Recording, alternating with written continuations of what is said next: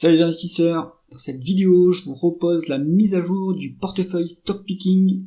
Pensez à vous abonner à la chaîne si ce n'est pas déjà fait, et on va commencer avec ce revue du portefeuille. Donc ça c'est un article que je mets à jour sur mon blog, vous pouvez retrouver tous mes articles sur Substack. Il y a notamment ce suivi, il y a également toutes les entreprises que je suis dans le cadre du suivi de ce portefeuille, l'analyse des résultats annuels, et bien d'autres choses à retrouver sur le blog. Alors, pour ce suivi de mars 2025, quelques mouvements à signaler. Donc on va voir en détail chaque mouvement par la suite, mais ce qui est notable, c'est que j'ai encore fortement allégé Pernod Ricard. Il me reste une seule action, uniquement pour suivre le secteur, mais là, c'est pour l'instant, c'est toujours en souffrance ce secteur, donc on continue à subir les déstockages aux États-Unis, le ralentissement chinois, et maintenant il y a la guerre commerciale, donc on va voir ça plus en détail. C'est le principal mouvement, et après on a quelques entreprises qui ont bien performé, mais on va voir ça en détail par la suite. Alors, comme je disais, je commence tout de suite par Pernod Ricard, donc il me reste une action, et ce qui a pénalisé encore plus le groupe par rapport à la dernière mise à jour, c'est la guerre commerciale qui a été lancée par Trump. Donc on avait donc déjà un début de guerre commerciale avec les droits de douane sur le cognac en Chine, mais maintenant il va y avoir des droits de douane supplémentaires sur les spiritueux aux États-Unis, et il manquait plus que ça en fait pour le secteur, parce qu'il était déjà en bas de cycle. Donc on continue à souffrir. Pour moi, je vois toujours pas de rebond sur le secteur, et pourtant les multiples sont pas encore très bas. Ils sont, bien sûr, ils sont à un niveau de, on va dire 2012, mais ils peuvent baisser plus. Ils sont pas encore au niveau de 2008 par exemple, alors qu'on est dans une crise de cette ampleur-là pour le secteur quand même. Donc voilà, je continue à suivre cette Pernod Ricard et ses concurrents évidemment, parce que j'aime bien le secteur. Maintenant, la reprise va être lente et poussive à mon avis. Voilà, ce qu'il va falloir suivre, c'est Constellation Brands. Ce mois-ci, en avril, qui va publier, alors ils sont en exercice décalé également. Alors, Constellation Brands, ils sont plutôt des brasseurs, et puis plus que des fabricants de spiritueux. Je l'ai pas noté ici, mais j'y pense. On pourra aussi également suivre LVMH, qui a un segment spiritueux, vin et spiritueux, donc pour voir l'évolution de ce secteur, qui me semble toujours compliqué. Morel et Prom, donc on a eu la publication des résultats annuel 2024, ils étaient très bons. Le multiple, moi que je regarde pour Morel et Prom, c'est le price to free cash flow. On est aux alentours de 5. Donc j'avais eu un bon timing fin 2024 en commençant la ligne Morel et Prom, j'avais eu une bonne plus-value, et puis ça s'est dégonflé. Là il me reste 3% de plus-value sur Morel et Prom, mais je reste confiant sur l'entreprise. Pourquoi ça a baissé ? Bien parce que c'est corrélé au cours du baril, et le baril a un petit peu baissé, le baril de Brent. Donc on va avoir une entreprise qui va suivre cette baisse-là, mais pourtant les résultats étaient très bons, et même si on a un baril en baisse, on va avoir des résultats qui restent très corrects pour Morel et Prom. Un superbe rendement des fonds propres, un price to free cash flow, alors je l'ai plus en tête, mais c'est proche de 5 de mémoire, donc franchement il y a de la marge de sécurité sur Morel et Prom. Après évidemment l'entreprise opère dans des zones qui sont plus compliquées géopolitiquement parlant, donc évidemment c'est ça que le marché pénalise, mais moi je vois pas de problème pour l'instant. Le management est très bon, et l'avantage comparé à Total Gabon qui est en dessous, on est beaucoup plus diversifié, donc il y a plein de zones qui sont à risque géopolitiquement, mais on gère ce risque en étant diversifié. Donc je reste confiant sur cette ligne là, et si j'ai des liquidités grâce à la vente d'autres actions, je réinvestirai sur Morel et Prom. Comme je disais, on a des résultats de Total Gabon qui sont plutôt bons aussi pour 2024, avec un dividende assez copieux qui a été annoncé pour cette année. Morel et Prom verse un dividende qui est plus bas, oui, mais bon, ils ont un profil un peu plus de croissance que Total Energy, Total Energy Gabon qui est plutôt en phase de rendre du cash aux actionnaires. Ensuite, Mouri Construct, il n'y a pas eu de news importante à signaler. On a été toujours sur un rebond de l'entreprise depuis le début de l'année, donc c'est pas mal. On rebondit bien. La fin d'année 2024 était plutôt compliquée pour Mouri Construct, mais là ça rebondit bien. Et le management nous a fait une petite blague en repoussant au dernier moment la publication des résultats annuels. Ils étaient prévus le 18 mars et finalement ils ne seront publiés que le 25. Donc comme d'habitude pour Mouri Construct, ce qu'on va surveiller, ça va être la rentabilité, on a un bon rendement des fonds propres. On va aussi surveiller le carnet de commandes avec le ratio book to bill, c'est-à-dire quelle est la proportion de chiffre d'affaires en carnet de commande, et en général c'est supérieur à 1, et à chaque publication il ne fait qu'augmenter ce carnet de commande, donc ça c'est excellent.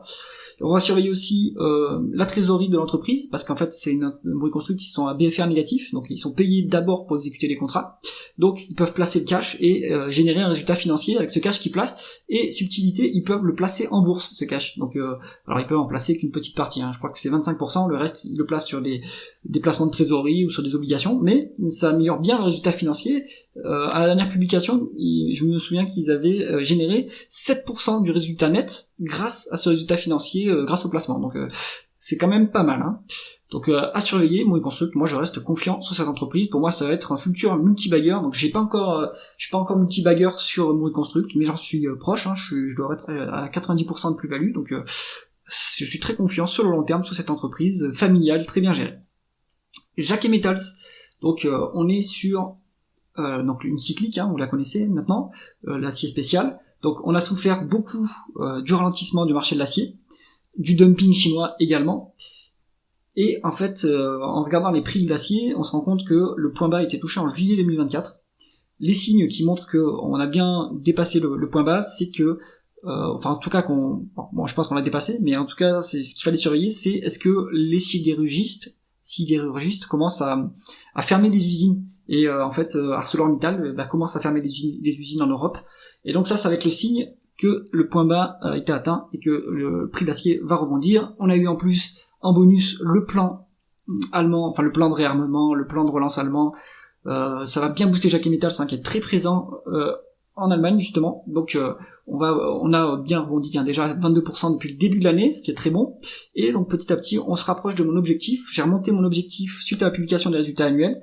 Donc les résultats annuels, ils étaient, on va dire, résilients, même si j'aime pas ce mot, mais on n'a pas fait de perte sur 2024, alors que c'était un énorme bas de cycle.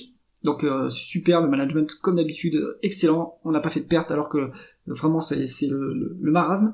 Et en plus, il y a eu une forte génération de cash flow grâce à l'excellente gestion des stocks. Donc ça améliore vraiment le BFR. Et donc, on a finalement des multiples de free cash flow qui sont bas pour Jacquet Metals. On a un PER qui est moche, puisqu'on fait que 2-3 millions de résultats, mais en free cash flow, on est plutôt bon, et même on a toujours la décote sur les stocks. Donc moi j'ai révisé mon objectif à la hausse à 26€. Et puis ça c'est uniquement pour jouer la décote sur stock. Et je le rappelle, moi je fais ce que recommande William Higgins, c'est profiter du momentum pour alléger les positions. Donc quand on va dépasser les 26€, je vais commencer à alléger ma position sans la solder d'un coup. Ça permet d'améliorer les performances sur la longue route sur un portefeuille. Si j'ai des liquidités avant l'atteinte de cet objectif, je vais renforcer Jacquet Metals. Donc pour l'instant j'ai pas de liquidité, mais on va voir sur le cas après, peut-être que j'en aurai bientôt. Donc voilà, je reste très confiant sur Jacquet Metals, et si je peux, je compléterai ma position avant de commencer à prendre mes bénéfices sur les 26€ et au-delà. Allez, on passe sur Vicat.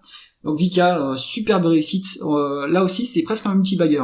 Je dois être à 90% et plus de plus-value sur Vicat, en ayant joué une reprise du cycle du ciment. Donc superbe Vicat, superbe entreprise familiale dans un secteur qui s'est fortement repris. Donc on a eu la publication des résultats annuels de Vicat, très bon, ils étaient records. On a eu Holcim, on a eu Heidelberg, c'est pareil, c'est des résultats en béton sans mauvais jeu de mots. Et on a eu le plan de relance allemand également, enfin le plan de relance en Europe. Donc ça, évidemment que ça favorise la hausse du secteur, ça va favoriser le marché du ciment. Il manquerait plus qu'il y ait un accord de paix en Ukraine, et là ça serait pareil, un bon boost pour le secteur. Donc ça, l'accord de paix, j'y crois moyen, mais de toute façon je me rapproche, le cours de l'action se rapproche de mon objectif qui est à 55€. Donc à partir de 55€, je vais commencer à alléger, toujours pareil, tranquillement, pour profiter du momentum sans solder toute la position, et réinvestir la liquidité que j'ai sur Jacquet Metals par exemple. Donc voilà, Vicat, rien ne change sauf mon horizon de prise d'atteinte d'objectif, puisque là on est très proche, on est à 52€ à l'heure actuelle, donc on est très proche de mon objectif de 55€, et je m'apprête à prendre mes gains, en tout cas progressivement, sur Vicat. Téléperformance, on est donc là sur le turnaround qui ne se reprend pas pour l'instant. On a eu des résultats annuels qui étaient très bons, des free cash flow à 1 milliard. une dette nette qui reste en dessous de 2 fois l'EBITDA, donc on est plutôt bien. Un management qui reste pas inactif face à l'IA, donc ça c'est bien, ça va permettre d'assurer la pérennité des free cash flow encore sur quelques années. Donc ma thèse d'investissement, elle n'a pas changé sur Téléperformance. L'IA n'aura pas sa peau à court terme, peut-être à moyen terme, mais moi je serai plus sur Téléperformance à moyen terme, puisqu'à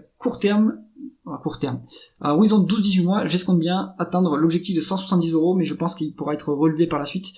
Donc je pense bien qu'on aura nos free cash flow au moins pendant 3 à 5 ans. Nos free cash flow de 1 milliard, donc à l'heure actuelle on se paye 5,5 fois les free cash flow sur Téléperformance, donc à ce niveau-là c'est pas très cher payé et on a de quoi voir venir, hein. Les free cash flow après ils sont redistribués sous forme de dividendes, si on veut on les réinvestit dans Téléperformance, sinon on les met ailleurs, mais on aura pendant 5 ans, en 5 ans et demi on est remboursé par les free cash flow, alors pas par le dividende, mais on a quand même une bonne marge de sécurité sur Téléperformance. Maintenant le titre reste volatile et après la publication des résultats il a bien baissé. J'ai pas noté ici mais à suivre la publication de Concentrix en avril également, donc le numéro du secteur qui est dans une position un peu moins favorable que Téléperformance et qui pourtant a un multiple plus élevé, c'est normal, ils sont cotés aux États-Unis. Peut-être qu'un jour Téléperformance devrait aller se coter aux États-Unis, surtout qu'ils ont une bonne activité aux États-Unis. Donc ça reste à suivre. Ruby, on est sur toujours là c'est le K-value classique, hein, cette société que le marché n'aime pas parce que pour plusieurs raisons, hein, on est sur une activité qui est pas ESG, alors que eux en fait ils font que distribuer du carburant, hein, donc ils sont pas producteurs et émetteurs de CO2, mais bon, un marché qui est donc du coup lié à l'énergie et qui est pas aimé en tout cas en Europe par le marché. Donc on a eu une publication de résultats fin février qui était plutôt bon, hein, ces résultats.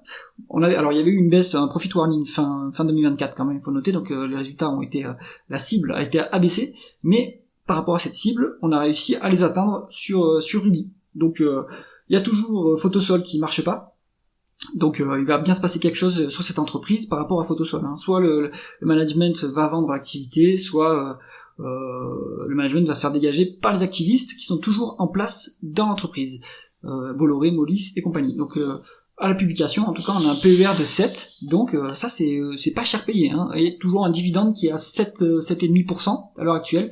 Alors il augmente plus beaucoup, hein. Maintenant il augmente de 2,5% et ça va être le rythme d'augmentation pour les années à venir, parce que on va, à force, à cause de Photosol, on va avoir tous les free cash flow qui vont être tous les cash flows opérationnels qui vont être bouffés en capex pour Photosol, vu qu'on va pas pouvoir s'endetter beaucoup plus. On est endetté à 2 fois l'EBITDA, ce qui, alors ils mettent 2 fois l'EBITDA en incluant Photosol et 1,5 fois sans inclure Photosol, parce qu'il y a une structure de financement particulière pour Photosol. Je vous renvoie vers l'analyse des résultats pour voir plus en détail. Ruby, je reste sur la position, il me reste un quart de position sur Ruby, je vise toujours 36 €, mais ça sera pas via, on va dire, des résultats en augmentation et de la qualité, ça va être par une situation spéciale et une prise de contrôle éventuellement. À suivre ce dossier, voilà, c'est pas trop risqué non plus à ce niveau de multiple.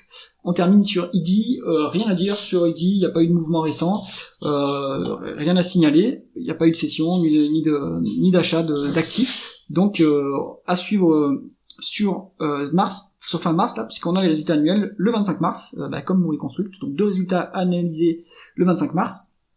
Comme d'habitude pour IDI, il faut surveiller l'évolution du rendement des fonds propres, l'évolution du dividende et aussi la décote par rapport à l'actif net. Comme c'est une société de portefeuille, sauf que c'est du private equity, hein, il faut vérifier quelle est la décote par rapport à toutes les participations, puisque le marché met toujours des décotes sur les holdings à cause de l'opacité, le fait qu'on ne soit pas maître de la circulation des cash flows entre les participations. Et donc il faudra voir, est-ce que cette décote se réduit, signe que le marché aime le management, ou est-ce qu'elle s'aggrave, signe que le marché n'aime pas le management. Voilà pour cette revue, j'espère que ça vous a intéressé. Comme d'habitude, c'est pas un conseil d'investissement, faites vos propres recherches, et je vous retrouve dans la prochaine vidéo. À bientôt.